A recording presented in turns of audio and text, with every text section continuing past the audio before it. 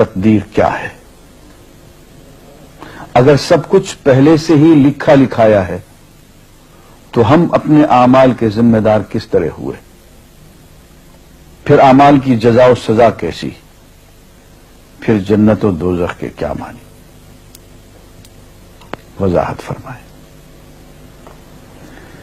بھئی سچی بات یہ ہے کہ اس سوال نے ایک عرصے تک مجھے بھی ستائے رکھا، اور میں سوچتا رہا کہ اگر واقعی اللہ تعالیٰ نے پہلے سے ہی سب کچھ لکھ دیا ہے کہ میں اتنے بج کر اتنے منٹ میں بیٹھ کے یہاں پہ ایک لیکچر دوں گا، یہ تقریر کروں گا، اتنے بج کر اتنے منٹ پہ نماز پڑھوں گا، اتنے بج کے اتنے منٹ پہ فلاں کو گالی دوں گا، فلاں کو تھپڑ ماروں گا، یہ پہلے سے ایک میرا شیڈول مرتب ہے اللہ کے یہاں، لکھا لکھایا پروگرام چھپا چھپایا موجود ہے، میرے کا قصور؟ تو لکھنے والے کا قصور ہے۔ بات تو خطرناک ہے نا۔ تقدیر کیا ہے؟ عربی میں اس کے لیے ایک لفظ لکھا جاتا ہے دینی کتابوں میں، علم اللہ السابق، اللہ کا علم جو پہلے سے اسے حاصل ہے۔ اللہ کو معلوم ہے کہ آج میں اتنے بج کر اتنے منٹ پہ اپنی مرضی سے، اپنے ارادے سے، اپنی آزادی فکر اور آزادی عمل پہ، عمل سے کام لیتے ہوئے یہ کام کروں گا۔ اب بھائی کام تو میں اپنی مرضی سے کر رہا ہوں، اپنی آزادی سے، اپنے ارادے سے کر رہا ہوں، لیکن اتنی سی بات تو مانو کہ اللہ تعالیٰ علام الغیوب ہے، علیم بذات الصدور ہے۔ مجھے اپنے بارے میں پتہ نہیں ہے کہ کل 10:10 پہ میں کیا کروں گا، اس کو پتہ ہے۔ مجھے اپنے بارے میں پتہ نہیں ہے کہ میں 10 سال کے بعد کہاں ہوں گا، کیا کر رہا ہوں گا، فلاں بج کے فلاں منٹ، اس کو پتہ ہے۔ اس کو میرے آزادانہ، خود مختارانہ، فری ول کے ساتھ کیے ہوئے اعمال کا پتہ ہے کہ میں اپنی مرضی سے، اپنے فری ول کے ساتھ، اپنے ارادے سے اتنے بج کر اتنے منٹ پہ کیا کروں گا۔ یہ اس نے اپنے ہاں لکھ رکھا ہے، اس لیے کہ اس کو پوری کائنات کا نظام چلانا ہے۔ اس کا علم جو ہے وہ صحیح ہے، لیکن اس کا علم میرے ارادے سے نہیں ٹکراتا ہے۔ یہ بات میں ایک مثال سے سمجھاؤں گا۔ میرے ساتھ ایک واقعہ پیش ہو گیا، اس دن مجھے تقدیر سمجھ میں آ گئی کہ ہوتی کیا ہے۔ 1971 کی بات ہے کہ یہاں اکاؤنٹنٹ جنرل آفس میں میں ڈپٹی اکاؤنٹنٹ جنرل تھا۔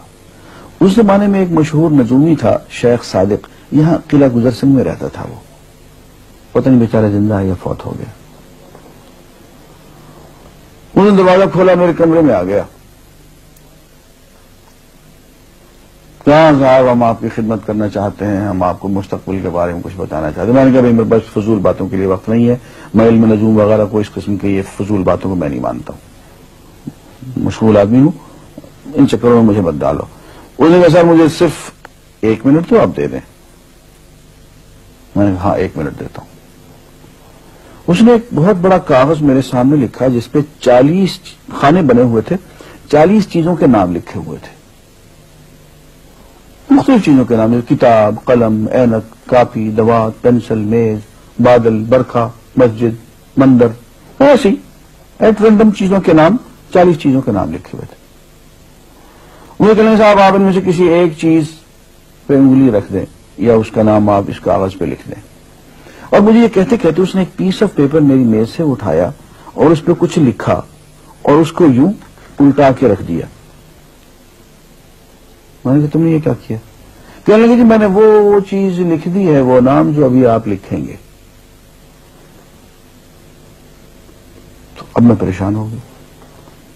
تماشے کی بات ہے نا کہ جو چیز میں سوچ سوچ کے اپنے ارادے سے، اپنی مرضی سے ابھی لکھوں گا، اس نے پہلے جو لکھے وہاں رکھ چھوڑ دیے میرے سامنے۔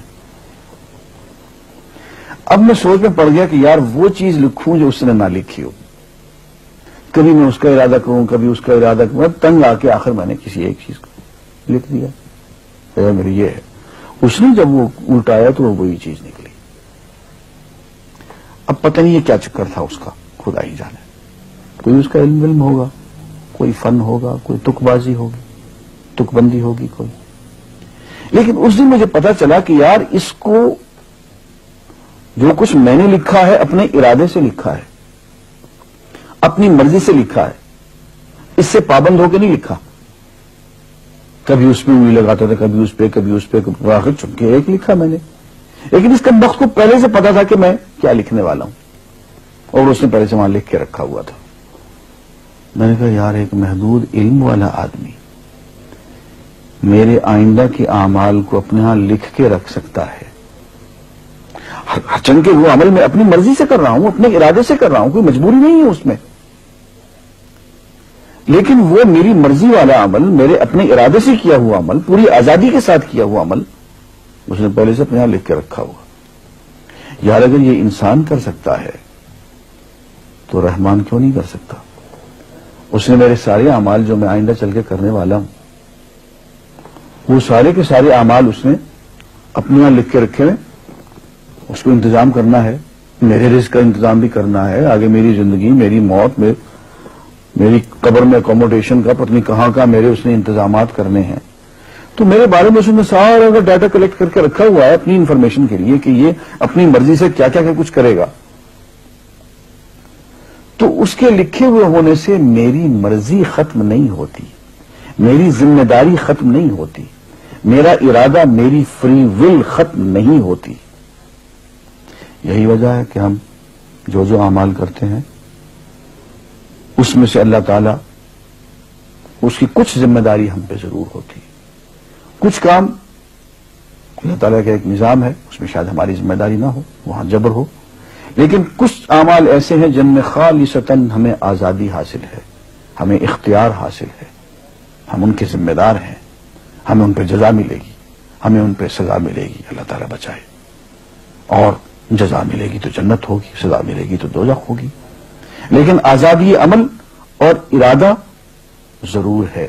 یہ الگ بات ہے کہ اللہ تعالیٰ کو پہلے سے ہی معلوم ہے کہ ہم اپنے ارادے سے اور اپنی آزادی اور اپنی مرضی سے ہم آج اور کل اور پرسوں اور سال بھر کے بعد اور 10-20 سال کے بعد ہم کیا کیا کریں گے اس کے ہاں لکھا ہوا ہے. وَعِندَهُ عِلْمُ الْكِتَابِ, اس کے ہاں وہ سب کچھ لکھا ہوا ہے. لیکن ہم جو کرتے ہیں اپنے ارادے سے کرتے ہیں اور اس کے ذمہ دار ہیں.